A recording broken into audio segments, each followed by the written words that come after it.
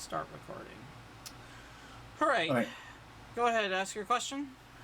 All right. So I was on TikTok for a little bit, and I saw that someone was asking the question of how do you know the Bible wasn't already corrupted by Satan?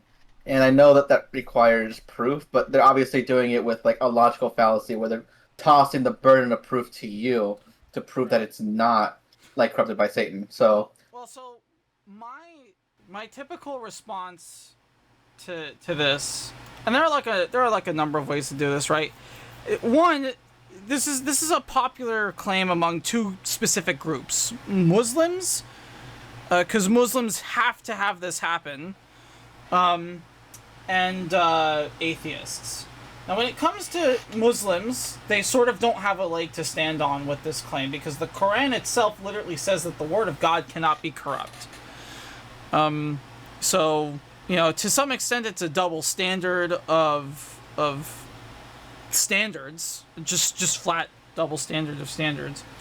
But it's also a burden of proof fallacy. Now, if you think that the Bible is quote corrupt, in what manner, right? Because like if let's say it says, I don't know, in Genesis 51, Jack ran up the hill, okay, but latter scripts say Jack frolicked up the hill. Is that really a corruption? If the substance of the text is preserved to an extent, what's the actual issue? So, I'm pretty skeptical over any claim of the text of the Bible being quote corrupt, because that carries with it some level of suggestive weight that kind of doesn't exist. I don't know if that like adequately answers your question.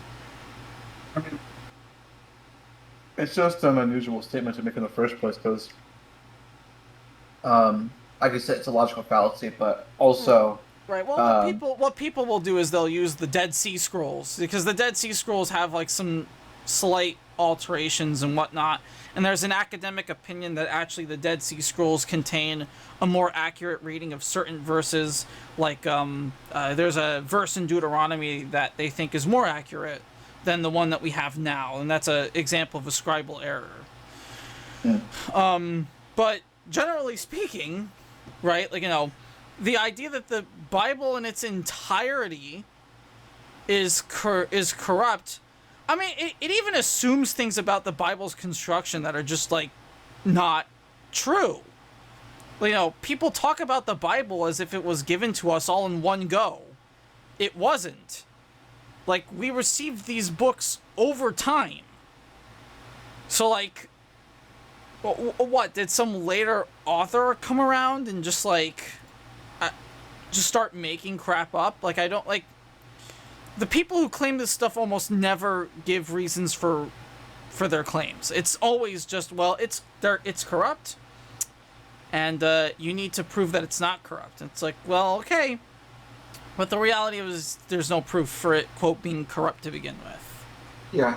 And I guess like one of the things like hypothetically, if I were to entertain the question, like, would you agree that like it would be a matter of one of the things that Satan wants is you to diverge away from God. So why would he do that through the Bible? And in addition, um, if that was the case, why would he also keep the parts that says to like not attribute everything to yourself, but attribute the fact that you were able to do it to God? Because one of the things is just like that is a very big thing within, even if you don't believe it, the literature and canonicity of the Bible. That Satan wants you to be away from God as a figure. Right. I mean, the idea that Satan corrupted the Bible specifically seems a little sus to me. Outside of the fact that there's no evidence for it, I suppose you'd have to believe, in the absence of evidence, one of two things. One, that he corrupted them as they were going along. Or two, he corrupted them at some latter point. in terms of motivation, I could see why going to the Bible and corrupting it is a good way of getting people to not follow God, right? In the sense that if the goal is to just take people away from God, all one would have to do is really alter the text in such a way that they're not following his way anymore. So I can see it from that perspective. The problem there is that it doesn't make a lot of sense. Just because it's self-evidently a failure, right? Like the Bible says a whole bunch of things that would still not really constitute a real like corruption. I don't know how else to respond to this. It's just like, so you mean to tell me that Satan corrupted the Bible in such a way to be slightly wrong but still not be pro-Satan? I mean, like, and again, this even goes into what Satan we're talking about, right? Because if we're talking about the one that exists in God's throne room and is constantly second-guessing him, well, I mean, that's kind of his job, ain't it? But he wouldn't be corrupting the Bible at that point because he's actually part of the team. He's on the crew. You know, this really speaks to the lack of knowledge in terms of angelology. Angelography? Angelology? I don't know the correct term. Don't quote me on that. That people have in regards to this topic, because it's not a well-known topic. So I think if I were Satan, corrupting the Bible sounds like a good idea. But the mode in which he has done it doesn't seem to be at all good or successful. Yeah, and another thing is that like one of the things you mentioned earlier is like did he do it like after it was written or during when it was written? When I was watching this TikTok, it we could throw out like if it was like done later, because he's like, he never really says which Bible, because there's more than one technically, even under like people who are Christians. So assuming that he's talking about just like as it was being written, like, is there even any foundation for it? Well, typically when people say the Bible, they are talking about the Protestant Jewish canon of texts. So not the Catholic or no. None of these people have ever heard of the Book of Tobit or the Book of Judith or any of these. But the people who make these claims are just trying to get you to stop believing for other reasons. They have no idea that there isn't even a specific canon. And then the people that do will point that as the corruption. So, like, Muslims do this a lot, where they're like, oh, the Catholics have this canon, but this other guy, they don't have that canon. Ooh, that must mean that the Bible's corrupt, even though the books that we agree on have no differences between the two. It's mere additions. So, I mean, yeah, no, they typically only mean the Protestant canon. And that's because that is the most widely circulated copy and canon of the Bible available. Whether or not there's, again, any bite to any of this claim, I don't think it even matters. Perfect preservation, or divine preservation, is not a claim found in Christianity or Judaism. This is a latter claim from Islam. It's the only Abrahamic faith that claims this, and it's not a right claim. A lot of Protestants also do this as well. Yeah, but Protestants... Yeah, but Protestants have such dodgy theology to begin with that I don't really consider what Protestants are saying to be at all salient. I mean, there are good Protestants out there, but claiming perfect preservation is stupid for one reason. Because we know for a fact that the Bible has a redactor. That there is a latter scribe that went in and edited parts of the text. Okay, unless you have a hyper-literalist rendition of things, and you genuinely think that Moses sat there and wrote about himself that he was the most humble man to ever live. You know, unless you're, yeah, like unless you're that stupid that you genuinely believe that Moses wrote that about himself, which if you do, you're beyond help, and I'm not interested in helping you. The only conclusion is that the Bible has a redactor, so we know that certain books within the Bible were edited and changed. I'm pretty sure it's historically accepted that the first book Isaiah wrote, the first book the prophet Isaiah wrote, was actually destroyed by the king of Israel. So he had to write a second one that was less harsh towards him. Pretty sure that that's the case. So we know for a fact that, like, you know, there are lost pieces of the Bible. But what we maintain, theologically speaking, is that the ultimate theological truth is preserved in the texts that we have. And so corruption is not a real problem. We don't maintain that what we have is a one word-to-word record of what happened. And this modern day claim of perfect preservation has so many problems associated with it. For one, it makes you particularly weak to scientific realities, right? So in the case of Islam, the Quran claims that the moon was split in half. There is not a single geologist on planet Earth, no matter how sympathetic to this cause, that's going to validate that this is remotely true. But it's perfectly preserved, so it can only be one of two things. Either the Quran's wrong or geology's wrong, and I know which one I'm going with. So,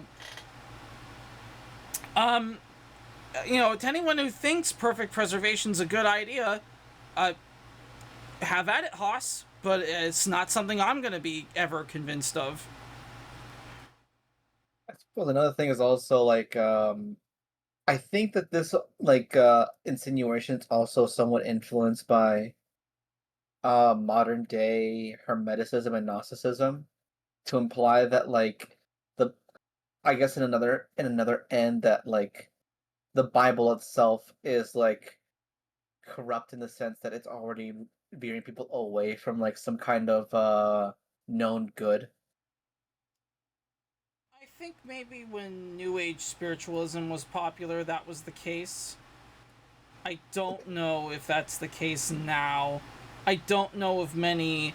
The thing is that Gnosticism is a natural pipeline to Nazism, and so most Nazis then become like anti-Christian because Christian is Jewish, and so I don't know. I don't know the exact influence of Hermeticism and Gnosticism. I think it's pretty low. I think what's really happening is that you have an intelligentsia of malicious individuals who have agendas, and those malicious individuals essentially just want people to stop believing in God for their own reasons. And an easy way to do that to someone who's unprepared is to just mention that the Bible's missing books, or it's been clearly edited, or that, again, we don't even claim perfect preservation. Islam does, therefore, you know, some imbalance in what's preserved and what's not. Well, when in reality is that a healthy philosophical background is all you really need to expel any and all of these claims. And people who don't even use the Catholic canon, right? It's not that we reject the Book of Tobit as being an important book. I'm sure some Protestants will, because some Protestants are canonical purists. But, like, you know, they're just not as important as what we would consider biblical canon. It's not the same, like, it's not the same thing, but it's not some oh wow topic, right? I think the only book that deserves any real consideration for, you know, what its position is would probably be the Book of Enoch. And even then, it's like the first few chapters. The rest of it's nonsense. Right? The first few chapters help fill in some info critically missing from Genesis. That's it. The rest of it is total nonsense. So, like, there's a reason why biblical canon is different across the board. It's not a good argument for corruption or anything. And I also know that like there probably is going to be an argument saying that it's not necessarily the book, but it's also the church. And in which case, it's even argued that, at least to my understanding, the Catholic Church don't claim to be perfect, but they also don't, or they aren't corrupt in any way. At least I Well, don't think. well, I mean, I think this is the problem when you claim that you're God's representative here on planet Earth, is that if you end up being imperfect, well, that must mean that God's imperfect. And I think that's a fair takedown, to be perfectly honest. Now, whether or not Catholics deserve to be blamed for this is an entirely different conversation. I'm like 50-50 on this. I'm not anti-Catholic. But I mean but look, give me any religious institution that is flawless in its execution, and I'll convert to that religion tomorrow. It doesn't exist. And I wouldn't expect it to exist. The Bible tells us explicitly we're going to fail. None of us are going to do it perfectly. Like, yours truly, me, does not do it perfectly. In fact, I'm probably the worst of it in terms of followers. I'm a hypocrite up and down, and I know it. And I'm trying my hardest to do better. I truly am. But that doesn't change the facts. Okay? It doesn't change the facts. The idea that the church is corrupt and therefore the Bible's corrupt, that's quite a reach. In fact, that's about as reachy as reaches get. I don't know of any serious commentator that would marry these two positions together. But I guess that's also the argument that they're going to be making, that in the case, because they are imperfect, both the Bible and the church, that's proof in itself that like this is not something that's real. That's their argument.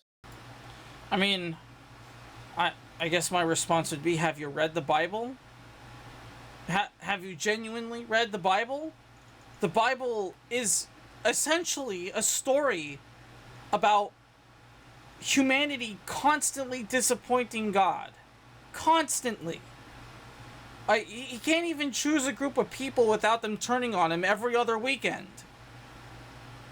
So, I mean, I don't know what else to tell you other than that it's the same stuff, different millennia.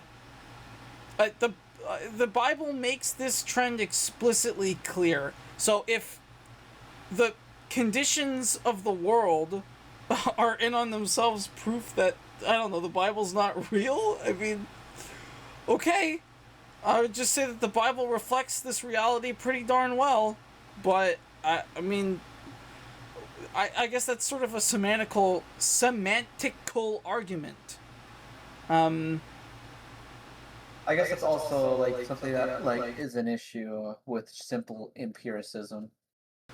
Well, yeah, well, I mean, not even though, because an empirical take on this would factor in what the Bible actually says in regards to this as being part of the equation.